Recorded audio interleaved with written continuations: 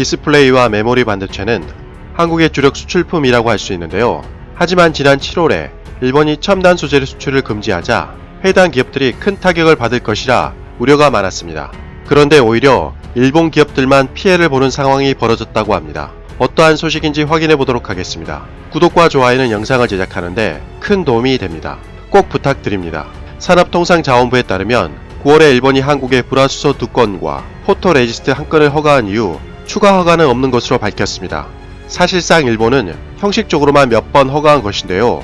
이런 일본의 계략을 한국 기업은 간파하고 빠른 시간 내에 첨단 소재를 국산화하는 데 성공했습니다. 관련 업계에 따르면 삼성과 SK하이닉스, LG디스플레이 등 아직까지 생산 차질은 없는 것으로 전했습니다. 삼성전자는 국산 불화수소를 9월부터 투입했고 삼성디스플레이는 10월 초부터 국산 불화수소를 생산 라인에 투입한 것으로 알려지고 있습니다.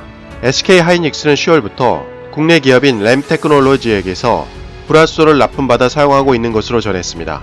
LG디스플레이도 9월에 이미 불화수소를 100% 국산화하는 데 성공한 것으로 알려지고 있습니다. 그것뿐만 아니라 삼성전자와 SK하이닉스는 미국 스타트 기업인 인프리아에 투자해 안정적인 포토레지스트를 확보한 것으로 보입니다. 인프리아는 2007년 오리건 주립대학교 화학과에서 설립했는데요. 반도체 산업에서 수십 년간 경험한 인재를 모집한 상당한 기술력을 가진 스타트업이라고 할 수 있습니다.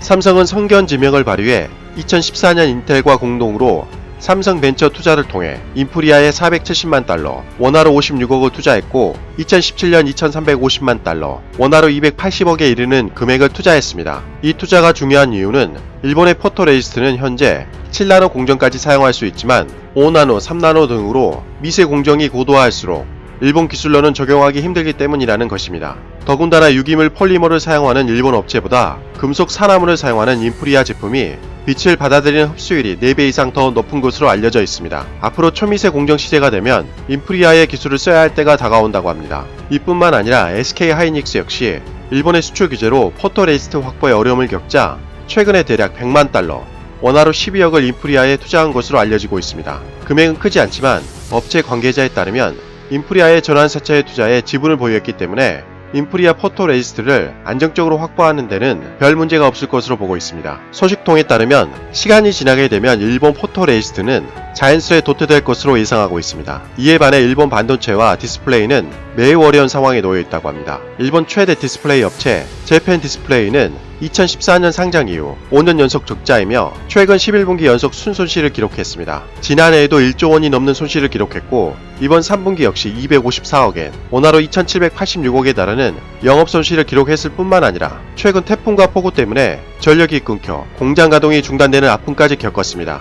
심지어 설상가상으로 임원이 횡령까지 저질렀다는 보도가 나왔습니다. 일본 반도체 사업 역시 쉽지가 않은 상황입니다. 파나소닉은 적자가 누적되자 반도체 사업을 대만의 하이테크 기업인 누보튼 테크놀로지에 매각하기로 했다고 교도통신은 전했습니다. 파나소닉의 반도체 산업에 완전히 손을 떼는 것은 1952년 네덜란드 기업인 필립스와 합작회사를 설립해 반도체 사업에 뛰어든 지 67년 만이라고 합니다. 결국 일본 기업들은 한국에 밀려 완벽하게 두 손을 든 셈인데요. 아직 이미지 센서 분야는 소니가 시장을 점령하고 있지만 이것도 얼마 가지 못할 것이라고 업계 관계자들은 분석하고 있습니다. 삼성전자는 5월에 0.8 마이크로미터 크기의 6400만 화소 이미지 센서 아이소셀 브라이트 GW1을 공개했고 3개월 후인 8월에는 전세계 최초 1억 800만 화소인 아이소셀 브라이트 HMX 개발에 성공해서 이미 소니 이미지 센서 기술력을 추월한 것으로 알려지고 있기 때문이라고 합니다. 현재 삼성전자는 1억 800만 화소 0.7 마이크로미터 크기의 제품과 소니의 6400만 화소 0.8 마이크로 제품이 경쟁 중인데 앞으로 삼성전자는 2020년 2월부터 갤럭시 시리즈에 탑재할 것이라고 합니다. 시간이 지나면 삼성전자가 소니를 넘어설 수 있을 것으로 보고 있습니다. 일본은 첨단 소재 산업 수출 규제를 통해 한국을 압박했지만 오히려 일본이 스스로 함정에 빠진 모양새라고 할 수 있습니다.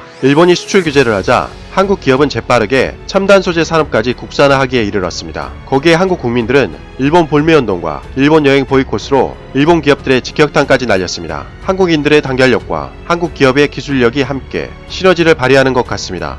최근에 아베 정권의 2인자로 불리는 아소다로 부총리 겸 재무장관이 한국과의 무역을 재검토하거나 한국의 금융제재를 단행하는 등 제재할 방법은 여러가지 있다는 협박성 발언까지 했다고 합니다. 일본과의 관계 개선이 쉽지가 않은 상황인데요. 일본과의 무역전쟁은 쉽사리 그치지 않을 것 같습니다. 앞으로 한국 기업들이 더욱 선전하기를 기원하며 이만 마치겠습니다. 지금까지 가치왕 채널을 시청해주셔서 진심으로 고맙습니다. 항상 건강하시고 복 많이 받으세요.